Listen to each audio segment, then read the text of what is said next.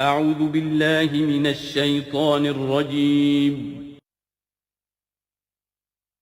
بسم اللہ الرحمن الرحیم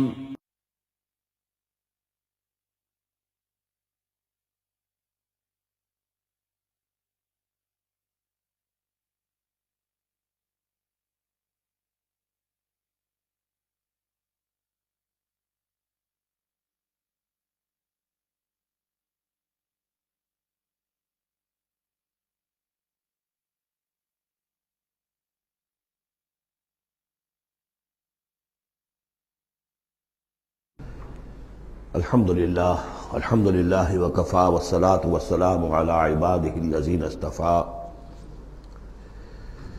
اما بعد فقد قال اللہ تبارک وتعالی کما ورد فی سورۃ الحشر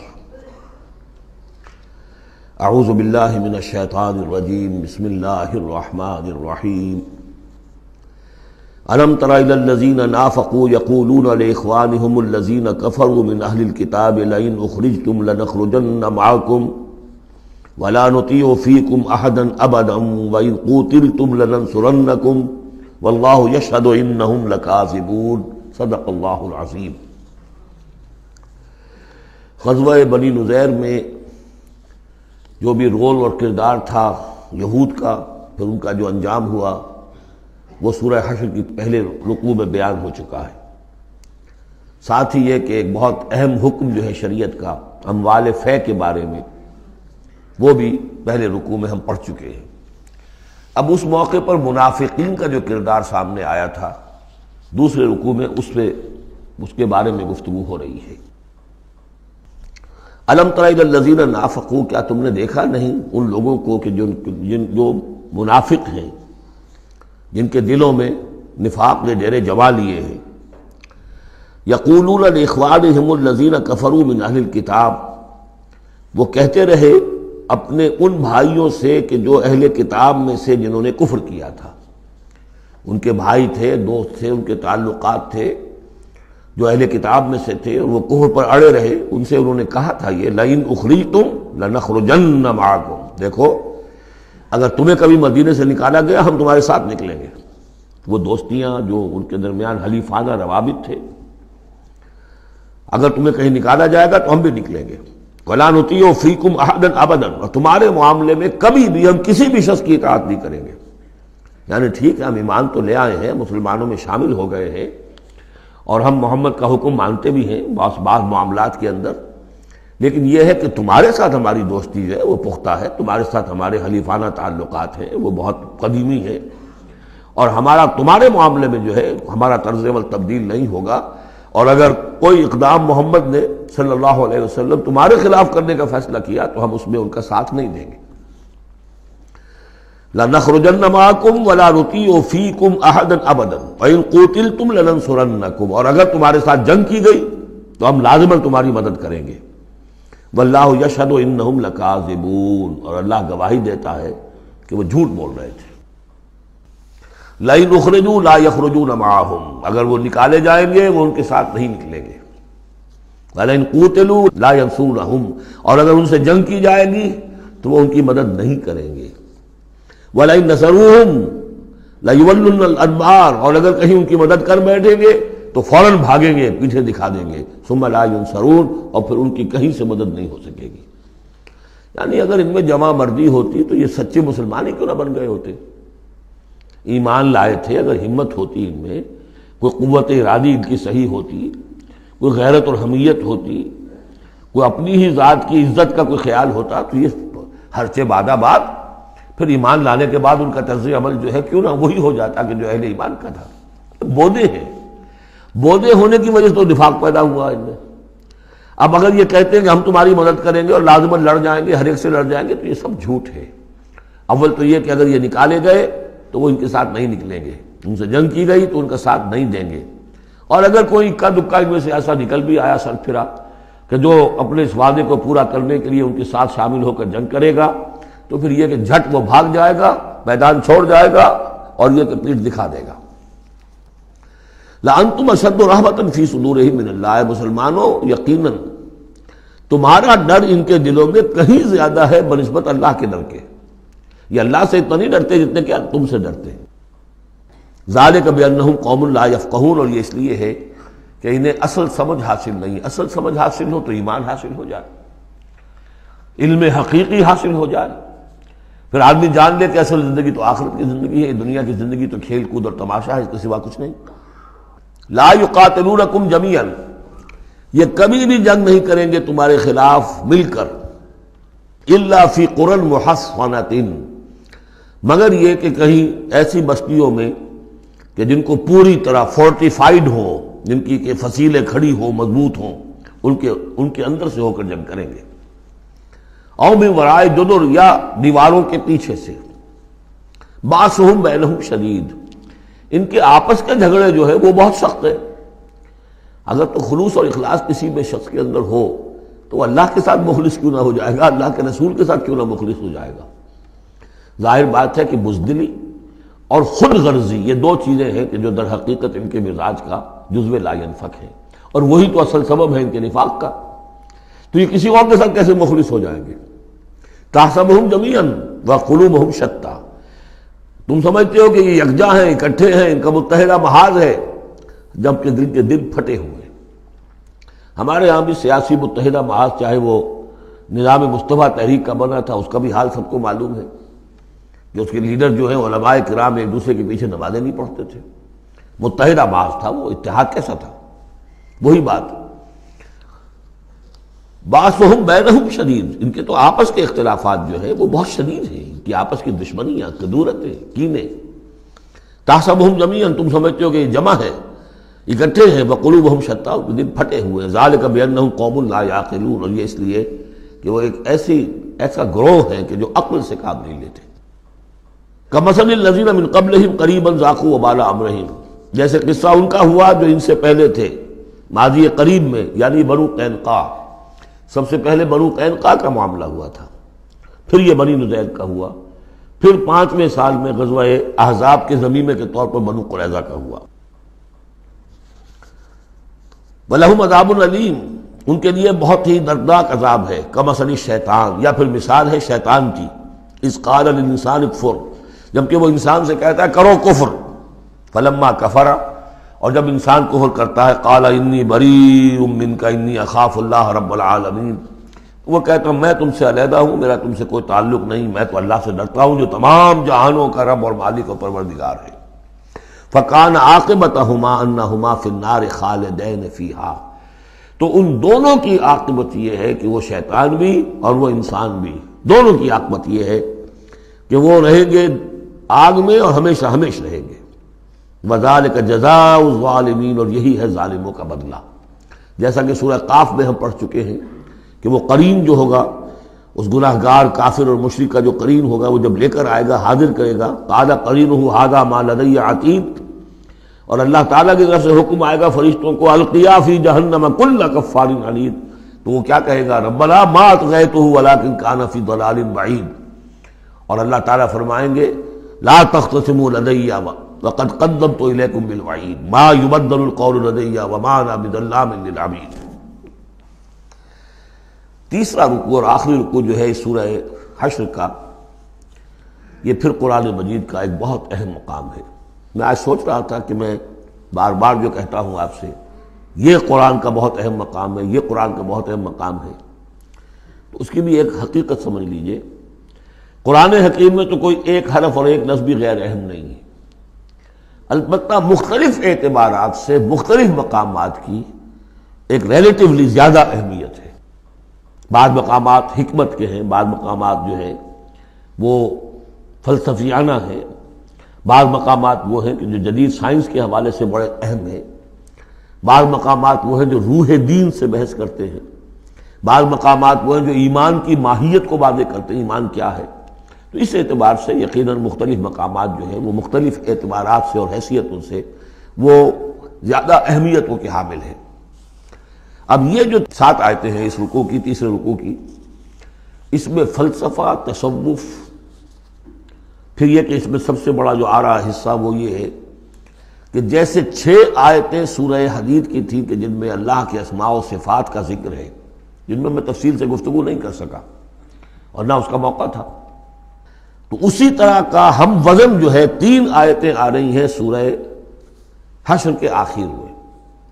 قرآن حکیم میں اسماء خداوندی کا سب سے بڑا گلدستہ، 16 اسماء ایک جگہ پر اور کہیں نہیں، 8 اسماء ایک آیت میں، الملک القدوس السلام المومن المہیمن العزیز الجبار المتکبر سبحان اللہ عما یشرکون، ایک ہے۔ تو اس اعتبار سے یہ حصہ بہت اہم ہے۔ فرمایا یا ایھا الذین آمنوا اتقوا اللہ ولتنظر نفس ما قدمت لغد واتقوا اللہ ان اللہ خبیر بما تعملون، اہل ایمان اللہ کا تقوی اختیار کرو، اور چاہیے کہ ہر جان یہ دیکھتی رہے کہ اس نے کل کے لیے کیا آگے بھیجا ہے۔ اللہ کا تقوی اور آخرت کا احساس، کل کے لیے کیا بھیجا، ما قدمت لغد، یہ بڑی کل ہے۔ ایک کل تو وہ ہے کہ جو کل سورج طلوع ہوگا تو شروع ہو جائے گی، اور ایک بڑی کل وہ ہے آنے والی ہے جو بعث بعد الموت کے بعد آنے والی ہے، وہ بڑی کل ہے۔ اس کل کے لیے کیا بھیجا ہے آگے، کیا سامان ہے، کیا توشہ ہے، کیا تم نے کمائی ہے جو جمع کرائی ہے، وہ جو اس کائناتی حکومت کا جو سب سے بڑا ریزرو بینک ہے، امپیریل بینک ہے اس کائنات کا، اللہ تعالیٰ کے ہاں کیا جمع کرایا۔ اور دیکھیے 2 مرتبہ ایک آیت میں واتقوا اللہ، اللہ کا تقوی، اللہ کا خوف۔ لیکن یہ خوف اصل میں اس طرح کا خوف نہیں ہوتا جو کسی خوفناک شے کا خوف ہوتا ہے۔ ایک ہے شیر کا خوف یا سانپ کا خوف، ایک خوف والد کا خوف ہوتا ہے، وہ محبت کے تحت ہوتا ہے۔ میرے والد جو ہے ناراض نہ ہو جائیں، میں اپنے والد کے احساسات اور جذبات کو مجروح نہ کر بیٹھوں، وہ مایوس نہ ہو جائے مجھ سے، اللہ ناراض نہ ہو جائے، یہ خوف۔ یا ایھا الذین آمنوا اتقوا اللہ ولتنظر نفس ما قدمت لغد واتقوا اللہ ان اللہ خبیر بما تعملون، یقیناً جو کچھ تم کر رہے ہو اللہ اسے باخبر ہے۔ اگلی آیت ہے جسے علامہ اقبال نے قرار دیا کہ ان کے فلسفہ خودی کی سورس یہ ہے۔ سید نذیر نیازی نے ہمارے ہاں قرآن کانفرنس میں باقاعدہ بیان کیا، ان کے مضمون میں بھی موجود ہے یہ، کہ میں نے حضرت علامہ سے یہ سوال کیا کہ آپ کے فلسفہ خودی کے بارے میں بڑی جیب گوئیاں ہوتی ہیں، کوئی کہتا ہے کہ فلاں نیٹشے سے آپ نے اخذ کر لیا ہے، فلاں سے کر لیا ہے، آپ بتائیے کہ آپ کے اس فلسفہ خودی کی سورس کیا ہے۔ تو علامہ نے فرمایا کہ اچھا کل آ جانا فلاں وقت۔ تو کہتے ہیں کہ میں اتنا خوش رہا کہ شاعر مشرق اور حکیم الامت مجھے یہ اعزاز بخش رہے ہیں کہ میں جاؤں گا اور وہ مجھے ڈکٹیٹ کرائیں گے کہ میرے فلسفہ خودی کی سورس کیا ہے۔ تو میں گیا اور بہت خوش خوش گیا، پینسل کاپی لے کر گیا۔ میں گیا تو کہا ذرا قرآن مجید اٹھا لاؤ، تو ایک تو مجھ پر وہ ویسے ہی پڑ گئی۔ پھر کہا کہ ذرا کھولو سورہ حشر نکالو اور یہ آیت پڑھو، وَلَا تَكُونُوا كَالَّذِينَ نَسُوا اللَّهَ فَأَنسَاهُمْ أَنفُسَهُمْ أُولَٰئِكَ هُمُ الْفَاسِقُونَ۔ یہ ہے میرے فلسفہ خودی کی سورس۔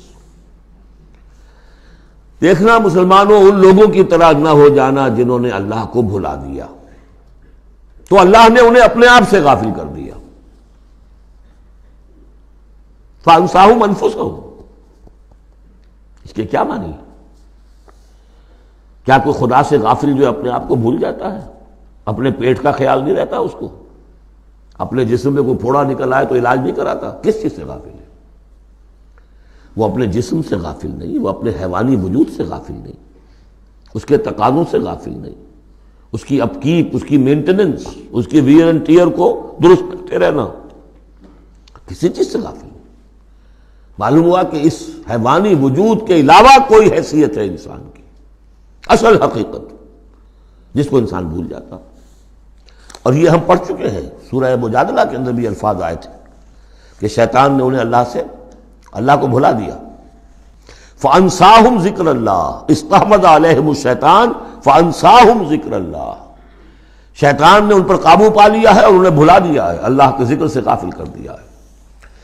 تو جو لوگ اللہ کو بھلا دیتے ہیں وہ اپنے آپ سے، اپنی اصل حقیقت سے غافل ہو جاتے ہیں۔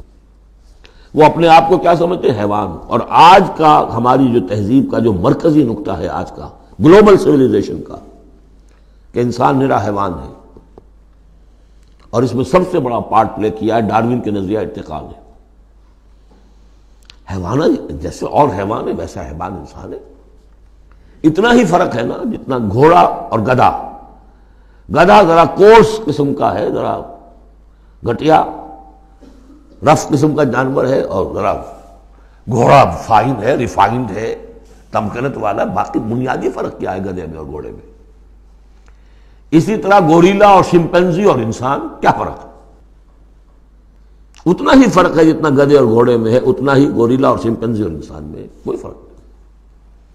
وہی موٹیوز جو ان کے ہیں وہی موٹیوز ان کے ہیں، سارے وہی موٹیوز ہیں. سائیکالوجی ہے تو اسی پر چل رہی ہے.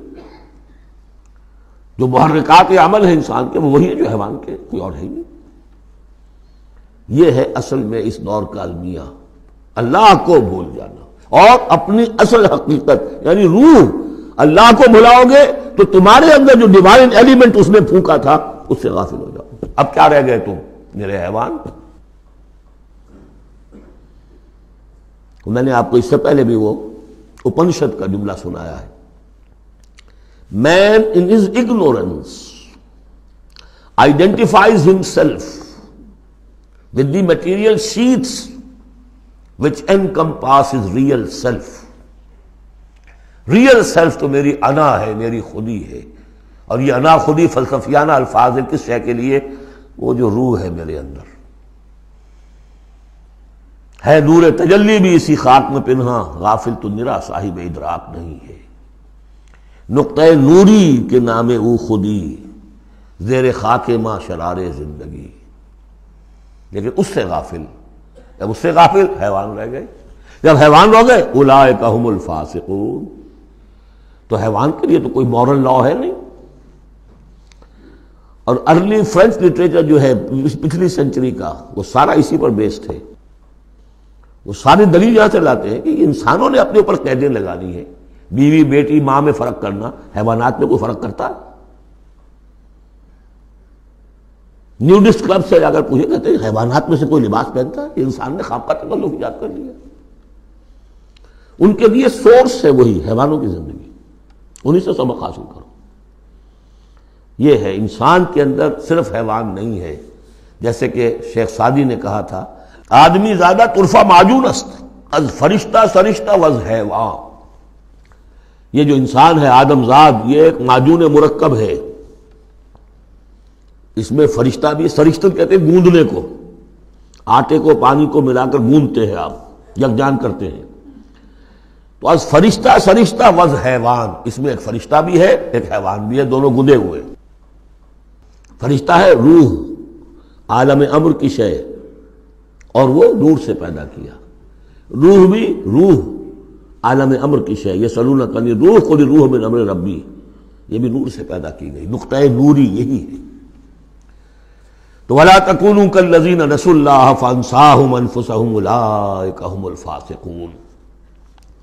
لا يستوی اصحاب النار و اصحاب الجنہ، دیکھو برابر نہیں ہو سکتے آگ والے اور جنت والے. اصحاب الجنت هم الفائزون، یقیناً جنت والے ہی کامیاب ہوں گے. اللہم ربنا اجعلنا منہم، اللہم ادخلنا الجنت مع الابرار، اللہم اجرنا من النار، یا مجیرو یا مجیرو یا مجیر. اس کے بعد آیت آئی ہے قرآن مجید میں عظمت قرآن کے بیان میں عظیم ترین آیت. لو انزلنا هذا القرآن على جبل لرأيته خاشعا متصدعا من خشیۃ اللہ. اگر ہم اس قرآن کو اتار دیتے کسی پہاڑ پر تو تم دیکھتے کہ وہ دب جاتا، متصدعا پھٹ جاتا، من خشیۃ اللہ، اللہ کے خوف سے. میں نے جو شروع میں تعارف قرآن پر جو گفتگو کی تھی اس میں اس کا حوالہ دیا تھا عظمت قرآن کے لیے. قرآن ایز سچ، قرآن فی نفسہ ہی اس کی عظمت کیا ہے. ایک ہے قرآن کی افادیت کیا ہے، دو چیزیں جدا ہیں. ایک فی نفسہ ہی وہ کیا ہے، اس کی عظمت کیا ہے. ایک یہ کہ اس کا فائدہ کیا ہے، افادیت کیا ہے. افادیت پر بس ہم آیت پڑھ چکے، لیکن خاص طور پر دو آیتیں سورہ یونس کی. یا ایھا الناس قد جاءتکم موعظۃ من ربکم وشفاء لما فی الصدور وہدی ورحمۃ للمؤمنین قل بفضل اللہ وبرحمتہ فبذلک فلیفرحوا هو خیر مما یجمعون. لیکن قرآن فی نفسہ ہی اگر ہم اسے اتار دیتے کسی پہاڑ پر تو تم دیکھتے کہ وہ دب جاتا پھٹ جاتا. اور اس کے لیے میں تشریح کر چکا ہوں سورہ اعراف میں جو معاملہ ہوا تھا کہ حضرت موسیٰ علیہ السلام نے فرض کیا تھا اللہ سے رب ارنی انظر الیک، اور اللہ نے فرمایا کہ تم مجھے نہیں دیکھ سکتے، لن ترانی ولکن انظر الی الجبل فإن استقر مکانہ فسوف ترانی. ذرا اس پہاڑ کو دیکھو، ہم اپنی تجلی اس پر ڈالیں گے، اگر وہ سہار جائے، کھڑا رہ جائے اپنی جگہ پر، برداشت کر جائے، تو تم بھی سمجھنا کہ ہاں ہمیں دیکھ سکو گے. فلما تجلی ربہ للجبل، جب اس کے رب نے ایک اپنا پرتو، ایک جلوہ، ایک تجلی کیا ہے؟ روشنی، ایک نور، اس نور کا جو اللہ نے تعالی نے وہ پرتو ڈالا اس پہاڑ پر، جعلہ دکا وخر موسیٰ صعقا، وہ ریزہ ریزہ ہو گیا. اور تجلی باری تعالی، ذات باری تعالی کی تجلی کے بالواسطہ مشاہدے کا اثر ہوا ہے کہ حضرت موسیٰ بے ہوش ہو کر گر گئے. اب نوٹ کیجئے، یہ بالکل وہی بات ہے جو تمثیل کی شکل میں آ رہی ہے. فرق کیا ہے؟ وہ تجلی ذات تھی باری تعالی کی، یہ تجلی صفات ہے. کلام اللہ، اللہ کا کلام ہے، کلام متکلم کی صفت ہوتا ہے، اس کی بھی تاثیر وہی ہے جو ذات باری تعالیٰ کی تاثیر ہے. اس کو علامہ اقبال نے ادا کیا ہے، فاش گویم آنچ در دل مضمرست. میں صافی کھول کے بیان کر دوں جو میرے دل میں مضمر ہے، چھپی ہوئی بات ہے. این کتاب نیست چیزیں دیگر است. یہ قرآن کتاب نہ سمجھو، اسے کتاب نہیں، کچھ اور ہے. کیا ہے؟ مثل حق پنہاں ہم پیداست. آج ہم نے وہ آیت بھی پڑھ لی، الظاہر والباطن، اللہ الظاہر بھی ہے الباطن بھی ہے. تو ذات باری تعالیٰ جیسے الظاہر بھی ہے الباطن بھی ہے، اسی طرح مثل حق پنہاں وہ ہم پیداست، یہ چھپا ہوا بھی ہے اور ظاہر بھی ہے، سامنے بھی ہے. اس لیے میں بیان کر چکا ہوں وہاں سورہ واقعہ میں، لا یمسہ الا المطہرون، جب تک کہ اندر پاک نہ ہو چکا ہو قرآن کے حقیقی معرفت اور معانی تک انسان پہنچ ہی نہیں سکتا. چھلکوں تک رہے گا، ہڈی ہوگی اس کے ہاتھ میں، گودا نہیں ہوگا اس کے پاس. ماذ قرآن مغزہ برداشتے استخاں پیش سگاں انداختے، مغز تک نہیں پہنچ سکتا. وہ ہے اصل میں قرآن مجید کا معاملہ کہ تجلی صفات باری تعالی صفت ہے کلام کی، اور کلام میں آپ کو معلوم ہے متکلم کی پوری شخصیت جو ہے منعکس ہو جاتی ہے. کوئی شخص ہے، کوئی بھٹیارن ہے، کوئی اور ہے، بڑمونجا ہے، اب ان کی اپنی زبان ہے، ان کا ایک جملہ آپ سنیں گے پتہ چل جائے گا یہ کون بول رہا ہے، کون بول رہی ہے. اس لیے کہ پوری شخصیت، ان کا ذہن و فکر کا حدود اربع، ان کی تہذیب و تمدن کے ساتھ کس درجے ان کا کوئی تعلق ہے یا نہیں ہے، سب واضح ہو جائے گا. تانک بازی راگ پایا. تو اللہ کا کلام ہے یہ. لو انزلنا هذا القرآن على جبل لرأيته خاشعا متصدعا من خشية الله وتلك الامثال نضربها للناس لعلهم يتفكرون. اور یہ مثالیں ہیں جو ہم لوگوں کے لیے بیان کرتے ہیں تاکہ وہ فکر کریں، غور کریں، سوچیں. اب یہاں سے وہ 3 آیتیں شروع ہو رہی ہیں، وہاں 6 تھیں. صفات اور اسماء ہمارے ہاں جو ایمان کے لیے جو یاد کیے ہوں گے آپ نے، اگر اللہ تعالیٰ نے بچپن میں یہ موقع آپ کو دیا ہو تو ایمان مجمل، ایمان مفصل. ایمان مجمل کے الفاظ کیا ہے؟ آمنت باللہ کما ہوا باسمائہ و صفاتہ وقبلت جمیع احکامہ. تو اسماء اور صفات باری تعالیٰ کے موضوع پر سورہ حدید کی پہلی 6 آیات یہ قرآن مجید کا ذروہ سلام ہے. چوٹی، سلام، چوٹی. ذروہ کہتے ہیں اونٹ کے کوہان کو، کوہان کی بھی اونچی جو سب سے نمایاں شے ہوتی. اسماء پر یہ سب سے بڑا گلدستہ ہے.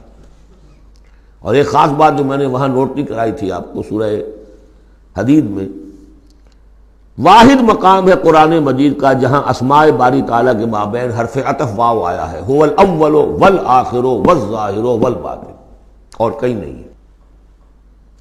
4 اسماء آئے ہیں سورہ جمعہ کے شروع میں، یسبح للہ ما فی السماوات و ما فی الارض الملک القدوس العزیز الحکیم، کوئی حرف واو نہیں۔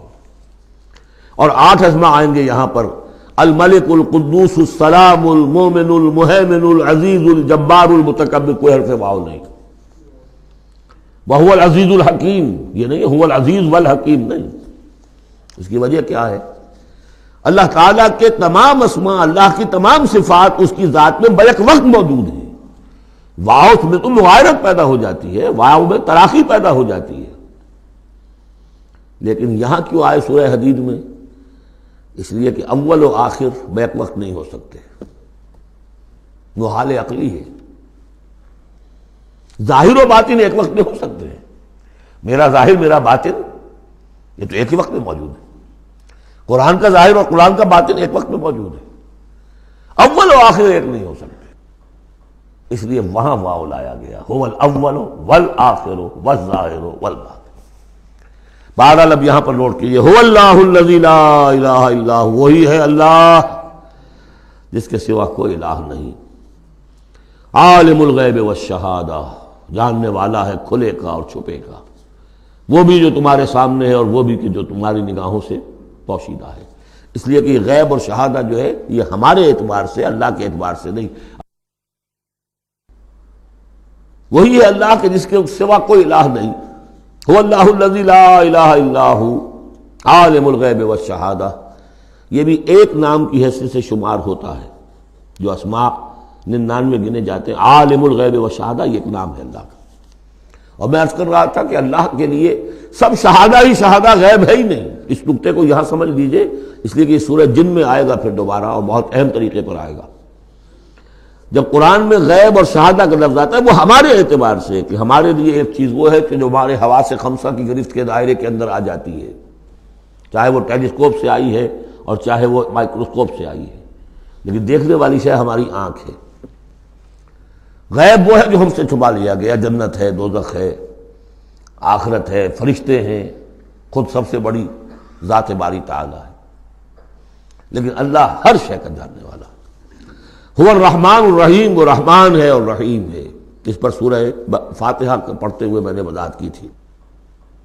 هو اللہ الذی لا الہ الا هو، وہی ہے اللہ جس کے سوا کوئی الہ نہیں، الملک بادشاہ حقیقی، القدوس پاک، السلام سلامتی اور سالم، ہر اعتبار سے سالم، کوئی اس کو نزل پہنچانے والا نہیں ہے، ہر عیبوں سے پاک، المومن امن دینے والا، امان دینے والا، المہیمن پناہ میں لینے والا، العزیز زبردست، مطلق العنان جس کی اتھارٹی ایبسلیوٹ ہے، الجبار دباؤ رکھنے والا، المتکبر عظمت والا، بڑائی والا۔ یہ 8 نام آئے ہیں، الملک، القدوس، السلام، المومن، المہیمن، العزیز، الجبار، المتکبر۔ سبحان اللہ عما یشرکون، اللہ پاک ہے ان تمام چیزوں سے جو یہ شرک کرتے ہیں۔ هو اللہ الخالق البارئ المصور، وہی ہے اللہ۔ اب 3 نام اور آگے، الخالق، الباری، المصور، ان میں خاص ربط ہے۔ خلق، اس میں سب سے پہلے اگر ہم اپنے اوپر قیاس کریں تو پہلے کوئی شے بنانے سے پہلے ذہن میں ایک نقشہ بنتا ہے۔ بڑھئی نے میز بنانی ہے، اس کے ذہن میں میز کا نقشہ پہلے بن چکا ہے، کرسی بنانی، کرسی کا نقشہ بن چکا ہے، یہ اس کی ذہنی تخلیق ہے۔ پھر وہ اسے ظاہر کرتا ہے عالم واقعہ میں، وہ لکڑی کی میز بنا کر اسے واقعہ نمایاں کر دیتا ہے، لے آتا ہے۔ پھر اس کی تصویر، فنیشنگ ٹچز، اس کو رنگ روغن، یہ تینوں مرحلے ایک ہی پروسیس کے ہیں۔ اللہ نے تخلیق فرمائی، پھر اس کو ظاہر کیا، عدم کے پردے سے نکال کر اور وجود کے پردے میں لے آیا۔ باری، بڑا کہتے ظاہر کرنے والا، من قبل ان نبرأہا، اس سے پہلے کہ ہم اسے ظاہر کریں۔ ما اصاب من مصیبت فی الارض ولا فی انفسکم الا فی کتاب من قبل ان نبرأہا، سورہ حدید میں آیت پڑھ چکے ہیں۔ وہی ہے الخالق، الباری، المصور، لہ الاسماء الحسنی، تمام اچھے نام اسی کے ہیں۔ یسبح لہ ما فی السماوات والارض، یہاں نوٹ کر لیجئے، یسبح لہ ما فی السماوات وما فی الارض نہیں ہے، یسبح لہ ما فی السماوات والارض۔ سورہ حدید کے شروع میں تھا سبح للہ ما فی السماوات والارض، سورہ حشر میں آیا سبح للہ ما فی السماوات وما فی الارض۔ یہاں یسبح للہ ما فی السماوات والارض، اور پھر 2 مرتبہ آئے گا یسبح للہ ما فی السماوات وما فی الارض، سورہ جمعہ کے شروع میں بھی، سورہ تغابن کے شروع میں بھی۔ وَهُوَ الْعَزِيزُ الْحَكِيمُ، دیکھیے اس سورہ مبارکہ کی خاص خصوصیت یہ ہے، شروع بھی ہوئی تسبیح کے ساتھ، اختتام بھی تسبیح کے ساتھ، شروع میں بھی العزیز الحکیم، زبردست حکمت والا، آخر میں بھی العزیز الحکیم۔ سورۃ الممتحنہ، بسم اللہ الرحمن الرحیم۔ سورہ ممتحنہ کا جو زمانہ نزول ہے معین کر لیجئے، یہ ان 2 رکوعوں کے ساتھ سمجھیے کہ جو سورہ توبہ میں ہم نے پڑھے، دوسرا اور تیسرا رکوع۔ فتح مکہ سے پہلے جو کچھ رد و قدا چل رہی تھی کہ نہیں کرنا چاہیے، کاہے کے لیے فوج کشی کر رہے ہیں، اور اس پر پھر جو اللہ تعالیٰ کی طرف سے جو تبصرہ آیا، منافقین تھے یا ضعفاء تھے، ان کے اعتراضات کے جواب دیے گئے۔ آخر مکے والے کتنے ہی برے صحیح، بہرحال وہ حرم کی خدمت کرتے ہیں، لہذا ان کا ایک نیکی کا مقام بھی ہے، وہ ساری دلیلیں ہم پڑھ چکے ہیں۔ سورہ توبہ رکوع 2 اور 3، یہ بھی 2 رکوع ہیں۔ اسی موقع پر ایک بہت مخلص مومن صحابی، ان سے ایک بہت بڑی غلطی ہو گئی۔ حضرت حاتم ابن ابی بلتع رضی اللہ تعالی عنہ، بدری ہیں، ان کے گھر والے، ان کا پورا کنبہ ابھی مکے میں تھا، اور ان کا کوئی وہاں پہ رشتہ دار ایسے نہیں تھے کہ جو ان کی حفاظت کر سکے۔ انہیں یہ اندیشہ ہوا کہ اگر واقعی اب جنگ ہو گئی اور اگر ہم جا رہے ہیں مکے پر چڑھائی کرنے کے لیے، تو پھر یہ ہے کہ مکے میں جو مشرکین ہیں، کفار ہیں، وہ میرے بچوں کو، میرے گھر والوں کو شدید نقصان پہنچا سکتے ہیں، لہذا میں ان کے ساتھ کوئی نیکی کروں تاکہ میرے اس احسان کو پیش نظر رکھ کر وہ میرے گھر والوں کا لحاظ کریں۔ انہوں نے ایک خط لکھا مکے والوں کے نام، اور اس میں گویا کہ وہ سیکریٹ جو ہے وہ لیک کر دیا کہ محمد اب تم پر چڑھائی کرنے والے ہیں صلی اللہ علیہ وسلم۔ یہ احسان دھرا۔ ایک عورت کو وہ خط دیا، اس عورت نے اس خط کو اپنی چٹیا میں باندھ لیا تاکہ تلاشی لی جائے تو کہیں سے نکلے نہ، اور وہ عورت وہ خط لے کر روانہ ہو گئی۔ ادھر حضور کو اللہ تعالیٰ نے وحی سے مطلع کر دیا۔ حضور نے بھیجا حضرت علی اور ان کے ساتھ ایک اور صاحب کہ جاؤ فلاں جگہ اس وقت وہ عورت ہوگی، تم جا کے اس کو وہاں ٹھہری ہوئی ہے راستے میں کسی منزل میں، اس کے پاس خط ہے، وہ لے کے آؤ۔ وہاں پہنچے، عورت موجود تھی، محمد رسول اللہ کی دی ہوئی خبر تو غلط نہیں ہو سکتی تھی۔ اس سے پوچھا، نہیں قتل نہیں۔ اس کی جو تلاشی ولاشی لی تو کہیں نہیں نکلا۔ پھر حضرت علی نے دھمکی دی، دیکھو ہمیں ہمارے نبی نے بتایا ہے تمہارے پاس خط ہے، جھوٹا نہیں ہو سکتا وہ، یا تو تم سیدھی سیدھی خط مجھے نکال دو ورنہ میں تمہیں برہنہ کر کے تمہاری تلاشی لوں گا۔ بہرحال یہ دھمکی سن کر وہ پھر اس نے کھول کے اپنی چٹیا اور نکال کے دے دی، وہ خط لے کے آ گئے۔ اب وہ راز کھل گیا، ابی بلتع کو بلایا، حاتم نے ابی بلتع کو مان لیا، جی حضور یہ میرا خط ہے۔ حضرت علی نے کہا کہ یا حضرت عمر نے کہ آپ مجھے اجازت دیں کہ میں اس کی گردن مار دوں ابھی؟ آپ نے فرمایا نہیں، حاتم بدری ہے اور بدریوں کے تمام اللہ تعالیٰ پچھلے اگلے گناہ معاف کر چکا ہے، تو اس کی وہ جو فضیلت ہے اس کی وجہ سے جو خطا ہو گئی اللہ معاف کرے گا۔ تو وہ ہے اصل میں کشاکش پس منظر میں جس میں کہ یہ صورت نازل ہو رہی ہے۔ یا ایھا الذین آمنوا لا تتخذوا عدوی وعدوکم اولیاء، اہل ایمان تم میرے اور اپنے دشمنوں کو اپنا دوست اور ولی نہ بناؤ۔ ان کی خیر خواہی، ان کی بھلائی، ان پہ احسان کرنے کی کوشش، ان کے ساتھ اپنے گڈ آفیسز بلڈ کرنے کی کوشش۔ تلقون الیہم بالمودۃ، تم ان پر ان کی طرف رجوع کرتے ہو، بھیجتے ہو پیغام دوستی کے، خلوص و اخلاص کے۔ وقد کفروا بما جاءکم من الحق، حالانکہ انہوں نے کفر کیا ہے، انکار کیا ہے اس حق کا جو تمہارے پاس آیا ہے۔ یخرجون الرسول وایاکم، وہی ہیں جو نکالتے ہیں، یعنی جنہوں نے نکالا ہے رسول کو صلی اللہ علیہ وسلم، تمہیں بھی نکالا ہے، ان تؤمنوا باللہ ربکم، صرف اس جرم کی پاداش میں کہ تم ایمان رکھتے ہو اللہ پر، اپنے رب پر۔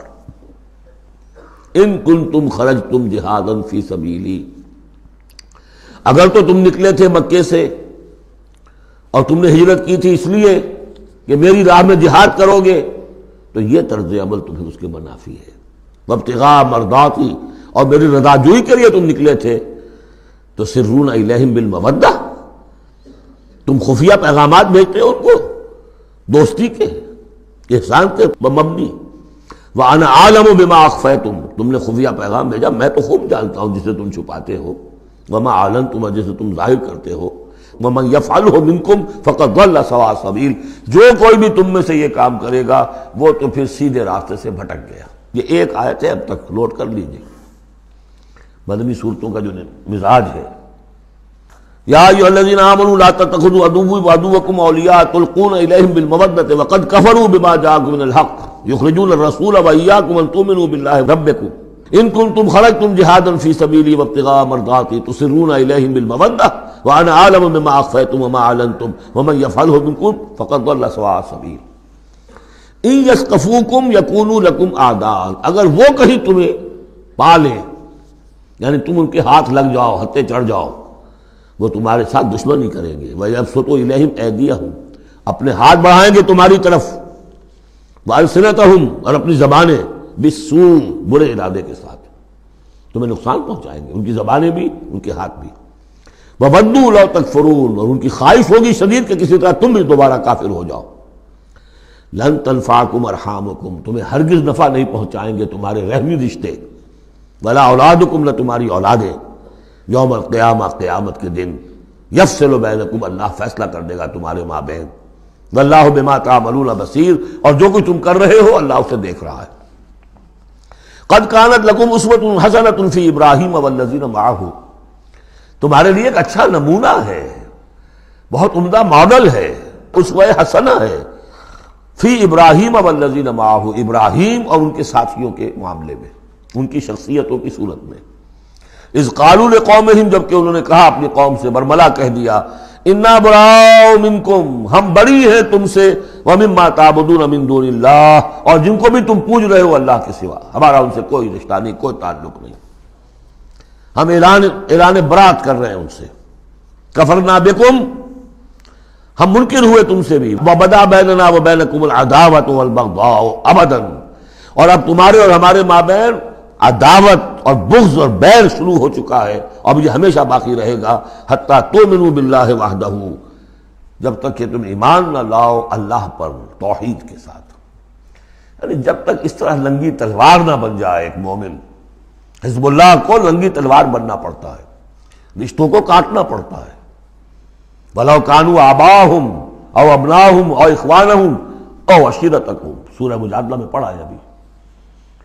تو یہ حضرت ابراہیم علیہ السلام کا معاملہ، الا قول ابراہیم لأبیہ لأستغفرن لک، سوائے اس کے کہ ابراہیم نے ایک وعدہ کیا تھا اپنے باپ سے کہ میں آپ کے لیے ضرور استغفار کروں گا۔ یہ سورہ مریم میں ہم پڑھا ہے، جب اس نے کہا تھا کہ تم نکل جاؤ، وَاہْجُرْنِی مَلِیًّا، اراغب انت عن آلہتی یا ابراہیم لئن لم تنتہ لارجمنک واہجرنی ملیہ، حضرت ابراہیم نے کیا کہا تھا؟ سلام علیک ساستغفر لک ربی انہ کان بی حفیہ، میں آپ کے لیے ابا جان، میں اپنے اللہ سے دعا کروں گا، استغفار کروں گا۔ وما املک لک من اللہ من شیء، مجھے اختیار کوئی نہیں ہے آپ کے بارے میں اللہ کے ہاں، کچھ نہیں، آخری اختیار اللہ کا ہے۔ ربنا علیک توکلنا والیک انبنا والیک المصیر، پروردگار ہم نے تجھی پر توکل کیا اور الیک انبنا، اور تیری طرف رجوع کیا، والیک المصیر، اور تیری طرف لوٹ جانا ہے۔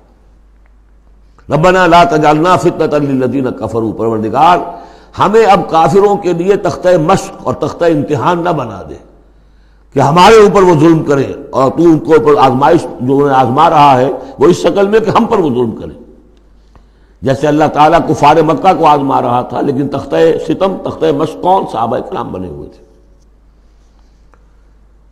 واغفر لنا، اور ہمیں بخش دے، انک انت العزیز الحکیم، یقیناً تو ہی ہے سب کچھ زبردست اور حکمت والا۔ اب یہاں نوٹ کر لیجئے کہ سورہ توبہ میں آ چکا ہے کہ حضرت ابراہیم نے آخر میں آ کر تبرأ منہ، جب انہیں معلوم ہو گیا کہ میرا باپ تو دشمن ہے، اللہ کا دشمن ہے، تو برات کی۔ یہ آیتیں جو ہیں یہ سن 8 میں فتح مکہ سے قبل نازل ہو رہی ہیں۔ حاتب بن بلتع کا واقعہ ہے، ابھی مکے تک روانگی نہیں ہوئی ہے، اور وہ آیتیں جو ہیں وہ سن 9 میں نازل ہو رہی ہیں، اس کے بھی ذی قعدہ کے بھی بعد، جبکہ واپس آ گئے حضور صلی اللہ علیہ وسلم تبوک سے، لہذا وہ ہوگی محکم، اور یہ بات جو ہے اس کے پہلے یہ گویا کہ تابع رہے گی۔ لقد کان لکم فیہم اسوۃ حسنۃ، تمہارے لیے یقیناً ان کی ذات میں، ان کے رویے میں، ان کے طرز عمل میں ایک اچھا نمونہ ہے، لمن کان یرجو اللہ والیوم الآخر، لیکن کس کے لیے؟ کہ جو اللہ کی بھی ملاقات کی امید رکھتے ہوں اور یوم آخر سے ڈرتے ہوں۔ بالکل یہی الفاظ وہاں آئے تھے، لقد کان لکم فی رسول اللہ اسوۃ حسنۃ لمن کان یرجو اللہ والیوم الآخر وذکر اللہ کثیرا، یہ سورہ احزاب میں ہم پڑھ چکے ہیں۔ حضور کی شخصیت، آپ کی سیرت اسوہ کاملہ ہے، لیکن فائدہ کون اٹھائیں گے؟ فائدہ صرف وہی اٹھا سکیں گے کہ جو اللہ پر بھی ایمان رکھتے ہوں، آخرت پر بھی ایمان رکھتے ہوں، اور کثرت کے ساتھ اللہ کا ذکر کرتے ہوں۔ اسی طریقے سے یہاں لقد کان لکم فیہم اسوۃ حسنۃ لمن کان یرجو اللہ والیوم الآخر ومن یتول فإن اللہ هو الغنی الحمید، اور جو منہ پھیر لے، پیٹھ موڑ لے، اللہ غنی ہے، حمید ہے، اللہ کو کسی کی پرواہ نہیں، کوئی احتیاج نہیں۔ اب آخری مسئلہ آ رہا ہے خاص طور پر بعض خواتین کا۔ ہوا یہ تھا کہ صلح حدیبیہ میں طے ہو گیا تھا، جو سن 6 میں ہوئی، کہ مکے سے اگر کوئی مسلمان بھاگ کر جائے گا مدینے تو آپ کو واپس کرنا ہوگا، اور مدینے سے اگر کوئی مسلمان مرتد ہو کر واپس آئے مکے تو ہم واپس نہیں کریں گے۔ یہ شرط تھی، اور شرط مان لی تھی حضور نے۔ اس کے بعد معاملہ پیش آ گیا چند خواتین کا۔ اب ظاہر بات ہے کہ اب خواتین جو ہے ان میں سے کوئی مدینے آ گئی، مطالبہ ہوا ان کا واپس کریں، جو مسلمان تھی ایمان لے آئی تھی۔ حضور نے فرمایا نہیں، وہ مردوں پر بحث تھی، ساری گفتگو جو ہوئی تھی وہ رجال سے متعلق تھی، نساء کی نہیں، لہذا ان کو واپس نہیں کیا جائے گا، اور نہیں کیا گیا۔ لیکن یہ کہ اب جو وہاں سے خواتین آ رہی ہیں، کہہ رہی ہیں کہ ہم تو صاحب ایمان ہیں، اس لیے ہم ہجرت کر کے مکے سے آ گئی ہیں یہاں۔ اندیشہ یہ تھا کہ ان میں کہیں جاسوس نہ آ رہے ہوں، مکے والے جو ہیں ان کے ذریعے سے کچھ اسکینڈلائز نہ کریں ہماری سوسائٹی کو، کچھ کہہ نہیں سکتے، لہذا ان کا معاملہ کیا کیا جائے۔ پھر یہ کہ ان کے شوہر تو وہاں ہیں، شادی تو وہاں ہوئی ہوئی ہے ان کی، تو آیا یہ اب یہاں مسلمانوں کے لیے حلال ہے اس درجے میں کہ وہ ان سے نکاح کر سکیں، یا وہ رشتہ برقرار رہے گا؟ کافر جو ہے ان کی بیویاں یہ مسلمان ہو گئی، یہ آ گئی۔ تو یہ مسائل تھے خواتین کے کہ جن کو اس رکوع میں سورہ ممتحنہ کے اور آخر میں پھر خواتین کی بیعت کا تذکرہ ہے اس میں۔ اور یہ میں سمجھتا ہوں کہ اللہ تعالیٰ کی طرف سے کمپنسیشن ہوتی ہے، جیسا کہ میں نے بتایا تھا کہ باپ اور ماں میں فرق یہ رکھا گیا، قانونی طور پر باپ کا پلڑا بھاری ہے، باپ طلاق دے سکتا ہے ماں کو، ماں تو خلا ہی لے سکتی ہے، طلاق دے نہیں سکتی، اور اگر طلاق ہو جائے گی تو اولاد باپ کی شمار ہوگی، ماں کی نہیں، یہ قرآن کا قانون ہے۔ لیکن دوسری طرف ماں کی خدمت 3 درجے زیادہ ضروری ہے باپ سے، خدمت میں 3 درجے فائق رکھ دیا ماں کو، اور کہا کہ جنت اس کے قدموں تلے۔ تو کمپنسیشن ہوتی ہے، کسی ایک جگہ پر کمی ہے تو دوسری جگہ اس کو، اسی کا نام بیلنس ہے۔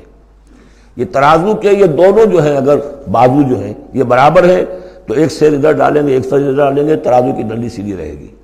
ایک چھوٹا ہے ایک بڑا ہے تو چھوٹے میں اب زیادہ ڈالنا پڑے گا اور بڑے میں کم، تب وہ تو یہ بیلنس تو تب ہوگا کہ وہ جو کمی ہے اس کو پیش نظر رکھیں۔ یہ ہے معاملہ کہ جو یہاں پہ بیان ہوا۔ وہ بیلنس کیا کیا اللہ تعالیٰ نے؟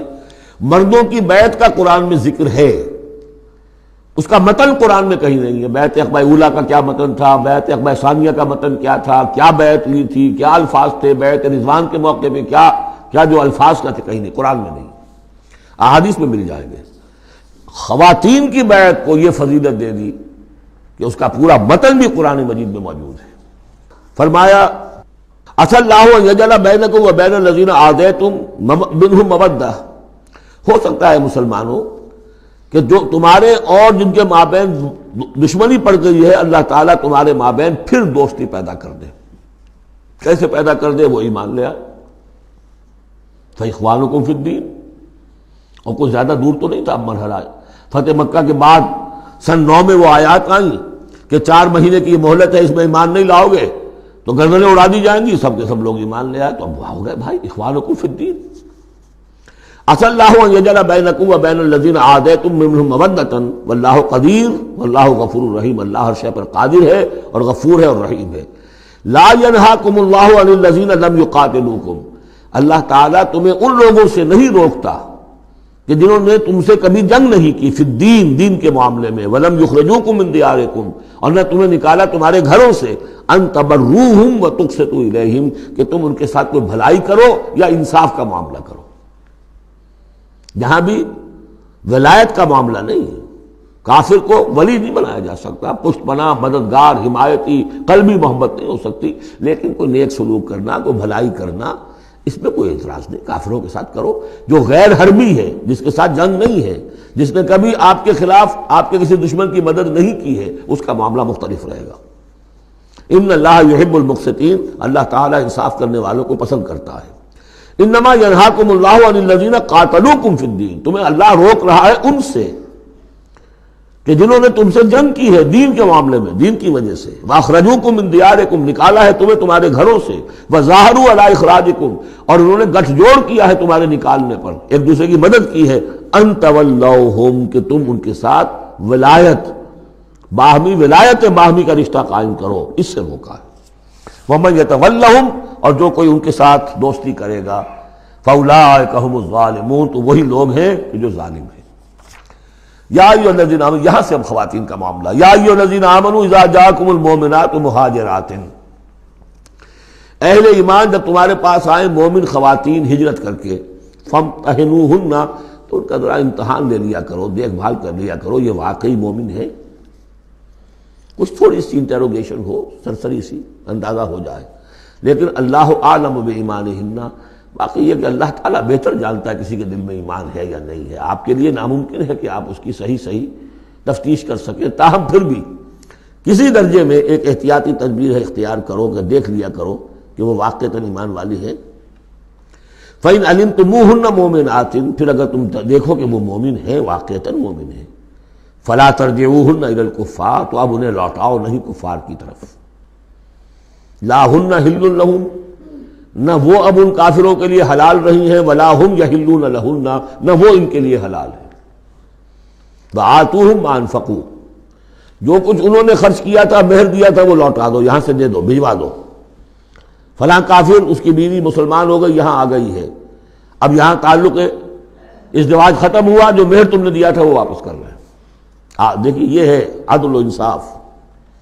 جیسے کہ حضرت خالد بن ولید نے ایک موقع پر جبکہ شام کے محاذ پر ذرا پیچھے ہٹنا پڑا، غالباً ابو عبیدہ کا معاملہ تھا رضی اللہ تعالی عنہما، تو ایک شہر جس سے کہ جزیہ لے لیا گیا تھا، پھر چونکہ وہاں سے پسپائی جو ہے ٹیکٹیکل موو کے طور پر وہاں سے پیچھے ہٹنا پڑا، تو وہ سارا جزیہ واپس کر دیا.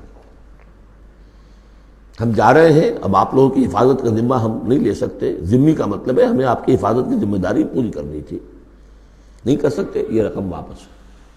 اور دھاڑے مار مار کر وہ روئے کہ یہ لوگ فرشتہ لوگ یہ جا رہے ہیں ہمیں چھوڑ کر. تو یہاں بھی کہا جا رہا ہے کہ وہ کافر ہیں، لیکن یہ کہ ان کے جو انہوں نے مہر وغیرہ دیا ہوا ہے مسلمان عورتوں کا واپس کر لوٹا دو. ولا جناح علیکم ان تنکحوہن اذا آتیتموہن اجورہن. اور اے مسلمانوں تم پر کوئی حرج نہیں ہے، کوئی گناہ نہیں ہے کہ تم اب ان خواتین سے نکاح کر لو جبکہ تم انہیں ان کے مہر ادا کر دو. ولا تمسکوا بعصم الکوافر. اور اگر تمہاری بیویاں وہاں ہیں، کوئی رہ گئی ہیں ابھی کفر پہ ہیں، تو تم بھی ان کے ناموس کو اپنے قبضے میں نہ رکھو، یعنی انہیں طلاق دے دو، انہیں فارغ کر دو کہ ہمارا تم سے کوئی تعلق نہیں. واسألوا ما انفقتم. اور ان سے مانگ لو جو بھی تم نے ان کو دیا تھا مہر کے طور پر. جب ہمارے اور تمہارے درمیان وہ رشتہ ختم ہوا، میرا مہر واپس کرو. ولیسألوا ما انفقوا. جو انہوں نے خرچ کیا تھا وہ مانگ لیں. جو یہاں مسلمان عورتیں آ گئی ہیں ان کا مہر لوٹا دیا جائے. ذالکم حکم اللہ یحکم بینکم. یہ اللہ کا حکم ہے اور اللہ تمہارے مابین فیصلہ کر رہا ہے. واللہ علیم الحکیم، اللہ سب کچھ جاننے والا ہے، کمال حکمت والا۔ وَإِنْ فَاتَكُمْ شَيْءٌ مِّنْ أَزْوَاجِكُمْ، اور اگر کوئی چیز جاتی رہے تمہارے ہاتھ سے تمہاری بیویوں کے معاملے میں، یعنی مسلمان مرد ہجرت کر کے آ گیا، بیوی اس کی وہاں پر ہے اور وہ کافرہ ہے، مشرکہ ہے، اور اس سے وہ کہتا ہے میرا مہر واپس کرو، وہ نہیں کرتی، وہ مہر واپس نہیں کر رہی، اسے یہاں پہ نکاح کرنے کے لیے مہر ادا کرنا پڑے گا، اس کے پاس پیسے نہیں۔ اس مسئلے کا حل بتایا، وَإِنْ فَاتَكُمْ شَيْءٌ مِّنْ أَزْوَاجِكُمْ، تمہارے کچھ لوگوں کی طرف سے اگر انہیں یہ نقصان پہنچ جائے کہ انہیں وہ مہر واپس نہ ملے، فَعَاقَبْتُمْ إِلَى الْكُفَّارِ، یہ کفار کے ہاں رہ گیا، وہ نہیں دے رہے تم مہر، فَعَاقَبْتُمْ، پھر اگر کہیں تمہارا ہاتھ پڑ جائے، کہیں کسی جگہ تمہیں فتح مل جائے، کہیں سے تمہیں مال غنیمت یا مال فہ ہاتھ آ جائے، فَآتُوا الَّذِينَ ذَهَبَتْ أَزْوَاجُهُمْ، تو ان لوگوں کو کچھ دے دلا دو کہ جن کی بیویاں جاتی رہیں اس کفر اور اسلام کی وجہ سے، رشتہ جو کٹ گیا ہے، تاکہ اب وہ اپنی اس رقم سے جو انہیں دی جا رہی ہے وہ یہاں نکاح کر سکیں، اور جو خواتین وہاں سے آ رہی ہیں جن کا کہ حکم دے دیا گیا کہ یہاں سے ان کے مہر واپس کر دو، تو اب ان سے وہ نکاح کریں گے تو مہر دیں گے تو تب ہوگا نا۔ فَآتُوا الَّذِينَ ذَهَبَتْ أَزْوَاجُهُمْ مِثْلَ مَا أَنفَقُوا وَاتَّقُوا اللَّهَ الَّذِي أَنتُم بِهِ مُؤْمِنُونَ، اور اس اللہ کا تقوی اختیار کرو جس پر کہ تمہارا ایمان ہے۔ یا ایھا النبی، اے نبی صلی اللہ علیہ وسلم، اذا جاءک المؤمنات یبایعنک، جب آپ کے پاس آئیں مومن خواتین آپ سے بیعت کرتی ہوئی، الا لا یشرکن باللہ شیئا، پہلی شرط یہ ہے کہ وہ عہد کریں کہ وہ اللہ کے ساتھ کسی شے کو شریک نہیں کرے گی، ولا یسرقن، دوسری یہ کہ چوری نہیں کریں گی، ولا یزنین، کوئی بدکاری نہیں کریں گی، ولا یقتلن اولادہن، اپنی اولاد کو قتل نہیں کریں گی، ولا یاتین ببہتان یفترینہ بین ایدیہن وارجلہن، اور نہ ہی وہ کوئی ایسا طوفان باندھیں گی، کوئی بہتان لگائیں گی جو ان کے ہاتھوں اور پاؤں کے مابین سے ہو، سیکسول سکینڈلز، کوئی عورت جو تہمت لگا دے کسی کے اوپر اس نے میری آبرو ریزی کی ہے یا اس نے کسی اور اعتبار سے، یہ چیزیں بھی نہیں، اور یہ ہوتا رہا ہے، انبیاء تک کے ساتھ ہوا ہے۔ ولا یعصینک فی معروف، اور آخری بات یہ اس بیعت کے اندر کہ جو بھی آپ بھلی بات ان سے کہیں گے اس کے اندر آپ کی نافرمانی نہیں کریں گے۔ یہ ہیں آرٹیکلز آف بیع خواتین کے لیے۔ فبایعہن، تو اے نبی ان کی بیعت قبول کر لیجئے، انہیں بیعت کر لیجئے اپنے سے، واستغفر لہن اللہ، اور ان کے ساتھ ان کے لیے اللہ تعالیٰ سے استغفار کیجئے، ان اللہ غفور الرحیم، یقیناً اللہ غفور الرحیم ہے۔ اب یہاں نوٹ کر لیجئے کہ جو بیعت مردوں سے لی گئی، بیعت عقبہ ثانیہ، بیعت عقبہ اولیٰ جو تھی وہ تقریباً یہی تھی، اسی لیے اس کو بیعت النساء بھی کہتے ہیں، پہلی بیعت۔ ابھی جو ہے وہ کوئی ایسی شکل سامنے نہیں تھی کہ کوئی جماعتی تشکیل ہو رہی ہو، جماعت بنانی ہو، اور ہمارے ہاں جو بھی صوفیاء ہیں جو بیعت لیتے ہیں وہ بھی تقریباً اسی کو دلیل بناتے ہیں، بیعت عقبہ اولیٰ اور بیعت النساء، وہ اسی بات کا عہد لیتے ہیں، شرک نہیں کروں گا، یہ نہیں کروں گا، چوری نہیں کروں گا، نیکی کے کام کروں گا، وغیرہ وغیرہ۔ تو صوفیاء کی بیعت، خواتین کی بیعت اور بیعت عقبہ اولیٰ تقریباً یہ ہے۔ لیکن وہ بیعت جس سے کہ جماعتی زندگی وجود میں آئی وہ بیعت عقبہ ثانیہ ہے۔ حضرت عبادہ بن صامت رضی اللہ تعالی عنہ سے اس کی پورا اس کا ٹیکسٹ جو ہے وہ موجود ہے، متفق علیہ حدیث ہے، جس کو بخاری میں بھی ہے، مسلم میں بھی ہے۔ بایعنا رسول اللہ صلی اللہ علیہ وسلم، وہ فرماتے ہم نے بیعت کی تھی اللہ کے رسول سے صلی اللہ علیہ وسلم، علی السمع والطاعۃ، آپ کا ہر حکم سنیں گے، اطاعت کریں گے، فی العسر، تنگی اور مشکل میں بھی، والیسر، اور آسانی میں بھی، والمنشط، اس حالت میں بھی کہ ہماری طبیعتوں میں انشراح ہو کہ ہاں یہ کام واقعتاً بہت مفید ہے، صحیح ہے، والمکر، اور اس حالت میں بھی کہ ہمیں اپنی طبیعتوں پر جبر کرنا پڑے، ہمیں اس فیصلے کے ساتھ اتفاق نہ ہو، وعلی اثرۃ علینا، اور اس کے باوجود کہ دوسروں کو ہم پر ترجیح دے دی جائے۔ ترجیح دے دی جائے کس بات میں؟ آپ امیر بنا رہے ہیں فلاں شخص کو، یہ تو ابھی نوبارد ہے، ابھی آیا ہے، ابھی شامل ہوا ہے ہم میں، اور ہم پرانے آپ کے ساتھی ہیں، نہیں، پریروگیٹو ہے یہ آپ کا، جس کو چاہیں امیر بنائیں۔ وعلی اللہ نضال الامر اہلہ، جنہیں آپ ذمہ دار بنائیں گے ان سے ہم جھگڑیں گے نہیں، ان سے لڑیں گے نہیں، ان کی اطاعت کریں گے۔ من اطاعنی فقد اطاع اللہ ومن عصانی فقد عصی اللہ ومن اطاع امیری فقد اطاعنی ومن عصی امیری فقد عصانی۔ وعلی نقول بالحق اینما کنا، آخری شق یہ کہ ہم حق بات ضرور کہیں گے جہاں کہیں بھی ہوں گے. لا نخاف فی اللہ لومۃ لائم، ہم کسی ملامت کرنے والے کی ملامت کے خوف سے اپنی زبان بند نہیں کریں گے. یہ بیعت عقبہ ثانیہ جو ہے اس کو ہم نے تنظیم اسلامی میں اختیار کیا، ایک لفظ کا اضافہ کیا، ابایعک علی السمع والطاعۃ فی المعروف. حضور کی اطاعت مطلق تھی، جو حکم دیں گے، غلط دے نہیں سکتے، معصوم ہے. حضور کے بعد ابو بکر کی بیعت بھی مطلق نہیں تھی، مقید ہے، مشروط ہے، کتاب و سنت کے دائرے کے اندر اندر. یہ بیعت ہے چونکہ اس کے بعد حضور نے پہلی مرتبہ ایک تنظیمی ڈھانچہ قائم کیا کہ مدینے میں آپ نے 12 نقیب مقرر کر دیے. یہ تنظیمی شکل پہلی مرتبہ ہو رہی ہے آپ کی سیرت کے اندر. مکے میں تو چونکہ آپ خود موجود ہیں اور سب صحابہ وہیں ہیں، چھوٹا سا شہر ہے، تو کسی تنظیمی سانچے کی اور ڈھانچے کی اور لمبی چوڑی چین جو ہے بنانے کی ضرورت ہی نہیں. اب مدینہ دور ہے، وہاں کے کچھ لوگ 9 خزرج میں سے اور 3 اوس میں سے آپ نے نقیب بنائے، اب ان کی ذمہ داری بنی. اس طرح جماعتی تنظیم جو بنی ہے وہ اس بیعت پر بنی ہے. البتہ چونکہ خواتین کا معاملہ یہ ہے کہ جماعتی جدوجہد جو آگے چلنی ہے اس میں جہاد اور قتال کے جو مراحل آنے ہیں اس میں خواتین کا حصہ بالواسطہ ہے، بلا واسطہ نہیں ہے، ڈائریکٹ نہیں ہے. وہ بیعت ان سے نہیں دی گئی بلکہ یہی بیعت لی گئی ہے کہ اس کے اندر یہ افعال ہیں، یہ نہیں کریں گے. اور یہ کہ ہاں جو امیر ہیں حضور صلی اللہ علیہ وسلم جو بھی حکم دیں گے، جو بھلائی کا حکم ہوگا اس میں ان کی نافرمانی نہیں کریں گے. اس کو ہم نے تنظیم میں خواتین کی بیعت کے لیے بعین ہی یہی الفاظ اختیار کیے. اور واقعہ یہ کہ اس کا بہت ایک اہم پہلو یہ ہے کہ چاہے خواتین کو وہ دوسرے کام نہیں کرنے جو مردوں والے ہیں، جنگ میں جانا ہے یا کوئی اور مسئلہ ہے، لیکن ایک سینس آف بلانگنگ ہو جاتی ہے کہ ایک گروہ کے ساتھ ہونا. کونوا مع الصادقین، کوئی ہے جس کے ساتھ آپ نے اپنے آپ کو آئیڈینٹیفائی کیا، جماعتی زندگی ہے اور اس کے تحت ایک کام ہو رہا ہے. اس کی برکتیں جو ہیں، جو آپ نے فرمایا گیا، جو حضور نے فرمایا، یہ حضرت عمر کا قول ہے، اثر ہے، لا اسلام الا بالجماعہ ولا جماعہ الا بالامارہ ولا امارہ الا بالسماع ولا سماع الا بالطاعہ. کوئی اسلام نہیں ہے بغیر جماعت کے، کوئی جماعت نہیں بغیر امارت کے، کوئی امارت نہیں بغیر حکم سننے کے، اور سننے کا کوئی فائدہ نہیں ہے تک مانا نہ جائے. حضور نے فرمایا علیکم بالجماعہ ید اللہ علی الجماعہ، تم پر لازم ہے کہ جماعت کی شکل میں رہو، اور اللہ کی مدد اور تائید جماعت کے ساتھ ہوتی ہے. اور اس جماعت سازی کے لیے جو مسنون اور منسوس اور معصور بنیاد ہے وہ ہے بیعت، جس کو ہم نے چھوڑ دیا. دوسرے طریقے جو ہیں جماعت سازی کے، دستور ہو، دستور کے مطابق پھر قوانین ہو، بائی لاز ہو، یہ بھی حرام نہیں ہے، یہ بھی مباح ہے. لیکن مباح ہونا اور بات ہے، اور منسوس ہونا، مسنون ہونا، معصور ہونا یہ بالکل اور بات ہے. زمین و آسمان کا فرق ہے. بہرحال ہم نے تنظیم اسلامی میں اس بیعت ہی کے نظام کو اختیار کیا. اللہ کا شکر ہے کہ جو ایک انسٹیٹیوشن اسلام کا بالکل ختم ہو گیا تھا، ڈیڈ، متروک، ہم نے اسے زندہ کیا ہے.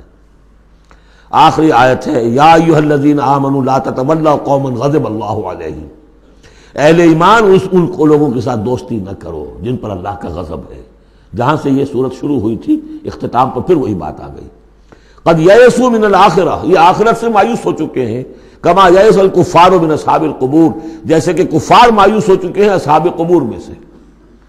اس کے 2 معنی دیے گئے ہیں. جیسے کفار جو قبر میں ہیں ان پر تو حقیقت واضح ہو چکی ہے نا، عالم برزخ میں جب پہنچ گئے تو انہیں معلوم ہے، اب حقائق منکشف ہو گئے، جیسے وہ مایوس ہو گئے ہیں کہ ان کے لیے اب کوئی راستہ نہیں، اللہ کے عذاب سے بچنے کی کوئی شکل نہیں. یا یہ کہ جیسے یہ کفار مایوس ہو گئے ہیں کہ جو قبر میں چلا گیا اس کا کوئی باعث بعد الموت نہیں ہے، اس کو دوبارہ اٹھا جانا نہیں ہے. دونوں امکانات، دونوں ترجمے کیے گئے ہیں. تو تم ان لوگوں کی طرح نہ ہو جاؤ جو مایوس ہو چکے ہیں یہ لوگ اللہ کی رحمت سے. یہ لوگ جو ہیں، یہ جو یہودی ہیں، اور ان کے ساتھ تمہاری دوستی درست نہیں ہے.